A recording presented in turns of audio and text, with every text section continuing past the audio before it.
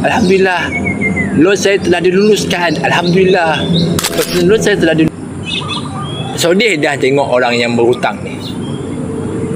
Dia nampak macam happy dekat depan kita kan. Dekat depan kita memang nampak macam gembira kan. Dia pada dia dah boleh rumah kan. Siap senyum lagi tu dekat Instagram, Facebook dia tu. Mesti dia happy kan. Mesti dia happy. Ada bila dia beli kereta pun sama, happy. Alhamdulillah, saya punya kereta telah saya beli. Alhamdulillah, loan saya telah diluluskan. Alhamdulillah, personal loan saya telah diluluskan.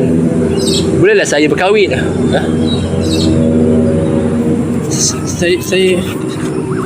Saya cuba untuk memikirkan logik.